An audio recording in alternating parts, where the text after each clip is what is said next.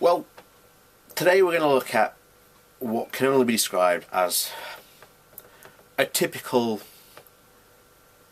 Infowars post. Now, for those who don't know, Infowars is basically the home of Alex Jones and the home of, quite frankly, ridiculous reporting, where it basically gets put, the conspiracy spin gets put on it, and people don't realise what's going on because they're already in the conspiracy mindset, and will basically they get taken in or get feed into them more. So hopefully we'll be able to enlighten some of these people and basically show people this is how they operate, this is how they work.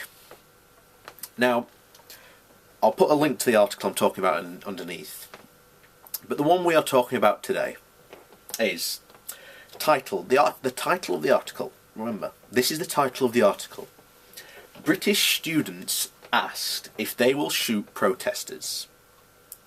That's the title of the article. Now, what's it about? Well, if you ever wanted to go to a scholarship to Eton, you're basically asked quite a lot of questions. There's a lot of, really, this sort of testing not only your character but also your thinking skills, critical thinking skills. There's a lot of conspiracy going at that very moment. But the question they're on about, or the question they're so pissed off about, is this. I'll read you the question. It is the year 2040. There have been riots in the streets of London after Britain has run out of petrol because of an oil crisis in the Middle East. Protesters have attacked public buildings and several police officers have been killed. Consequently, the government has deployed the army to curb the protests. After 2 days, the protests have stopped, but 25 protesters have been killed by the army. That's the situation. Here's what you do. You are the Prime Minister. Write a script for a speech to be broadcast to the nation in which you will explain why employing the army against violent protesters was the only option available to you, and one which was both necessary and moral. In what part is it asking British students to shoot protesters? It's not. Quite frankly, it's basically been spun in the preamble up to that to make it look like that's what it was. Now, of course, no one was asking for that at all.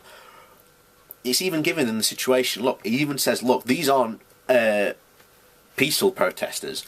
These are violent protesters. They have burnt down buildings and they've killed several police officers.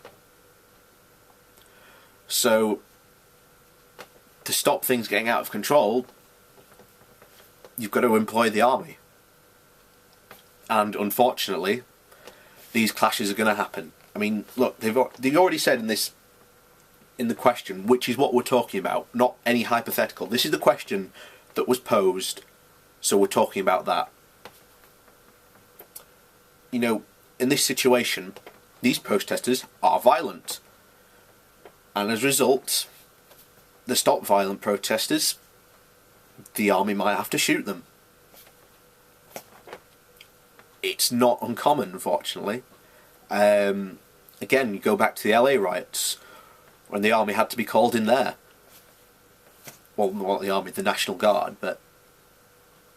So, unfortunately, if a situation ever like that did arise, the government and the army personnel in general would probably be well within their rights to do so. Now, after that, they go on to talk about Machiavelli's The Prince. So we're talking about Machiavellian ideals then.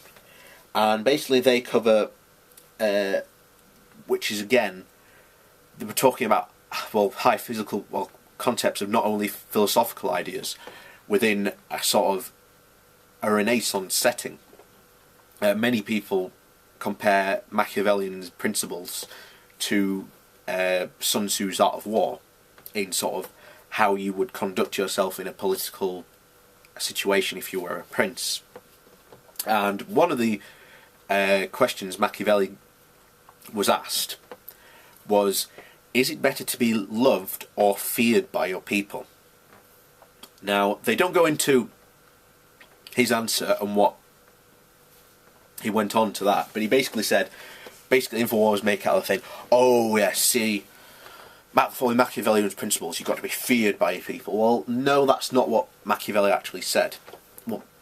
What he did say was he listed the pros and cons of this, and in his conclusion he wrote, it is better to be loved by your people and feared by your enemies, because then your people will love you and support you in your actions, and your enemies will be afraid of you to do so, to act against you.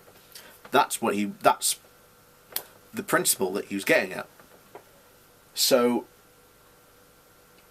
again, they don't understand the concept, because I'm guessing that they've only heard of it and no one at Infowars has actually ever read, you know, the book that they're talking about. And who's this by? Kurt Nemo. So, yep, just another typical article at Infowars where the truth is the real casualty, unfortunately, and you basically get to see there a real, what can only be put as a spin, you know, the spin doctor, so to say, in their own supposed war, and yet apparently, as they constantly say, how bad are they, you know, government, how dare they not tell people the truth, or, you know, tell people with, you know, clear intentions. That's exactly what Infowars are doing.